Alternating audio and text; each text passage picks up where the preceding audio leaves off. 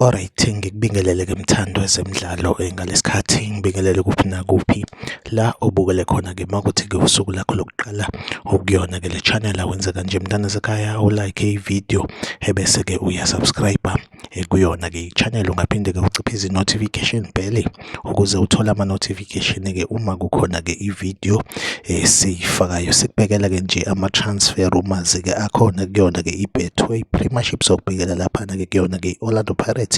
Udaba-ke oluvelayo kuthiwa-ke laphana-ke i-Orlando Pirates ifuna umdlali-ke laphana-ke waseGugulethu United odlala as i-defender laphana-ke uVuyo le club impela-ke i-Orlando Pirates kuthiwa-ke iyamfuna-ke lo mdlali-ke. Okunye okuvelayo kuthiwa-ke sekuneqembu futhi-ke laphesheya kwezilwandle laphayana-ke eFrance kuthiwa-ke nalo liyamfuna-ke lo mdlali obiza-ke imali engango-20 million. Impela-ke kuthiwa-ke iqembu laphana-ke kuthiwa-ke i-Nice yakhona-ke laphana-ke eFrance nayo-ke iyamfuna laphana-ke uVuyo le club. Kodwa-ke nje ne-Orlando Pirates-ke nayo ayibekile phansi, impela-ke iyamfuna lo mdlali-ke. Asazi-ke noma-ke izokwazi yini ukuthi-ke ikhiphe le mali since-ke laphana-ke kuyona-ke i-Nice kuyinto-ke elula kakhulu njengeqembu lakhona-ke phesheya kwezilwandle. Iyona update engiyiphethe-ke njengamanje. Like ividiyo,